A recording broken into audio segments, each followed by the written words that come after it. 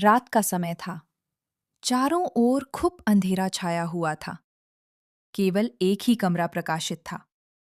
वहां 4 मोमबत्तियां जल रही थीं। चारों मोमबत्तियां एकांत देख आपस में बातें करने लगी। पहली मोमबत्ती बोली, मैं शांति हूं। जब मैं इस दुनिया को देखती हूं तो बहुत दुखी होती हूं। चारों ओर आपाधापी, लूट खसोट और हिंसा का बोलबाला है।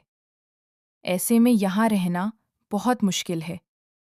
मैं अब यहां और नहीं रह सकती। इतना कहकर मोमबत्ती बुझ गई। दूसरी मोमबत्ती भी अपने मन की बात कहने लगी। मैं विश्वास हूं। मुझे लगता है कि झूठ, धोखा, फरेब, बेईमानी मेरा वजूद खत्म करते जा रहे हैं। ये जगह अब मेरे लायक नहीं रही। मैं भी जा रही हूं। इतना कहकर दूसरी मोमबत्ती भी बुझ गई। तीसरी मोमबत्ती भी दुखी थी। वह बोली, मैं प्रेम हूं। मैं हर किसी के लिए हर पल जल सकती हूं।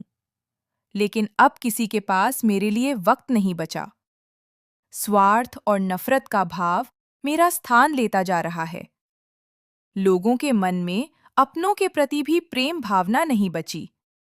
अब ये सहना मेरे बस की बात नहीं। मेरे लिए जाना ही ठीक होगा। कहकर तीसरी मोमबत्ती भी बुझ गई। तीसरी बत्ती बुझी ही थी कि कमरे में एक बालक ने प्रवेश किया। मोमबत्तियों को बुझा हुआ देख उसे बहुत दुख हुआ। उसकी आंखों से आंसू बहने लगे। दुखी मन से वो बोला, इस तरह बीच में ही मेरे जीवन में अंधेरा कर कैसे जा सकती हो तुम?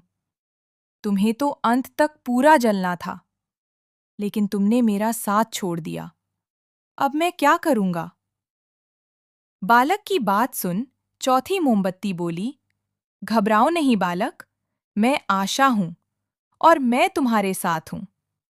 जब तक मैं जल रही हूं, तुम मेरी लौ से दूसरी मोमबत्तियों को जला सकते हो। चौथी मोमबत्ती की बात सुनकर बालक का ढाढ़स बंध गया। उसने आशा के साथ शांति, विश्वास और प्रेम को पुनः प्रकाशित कर लिया।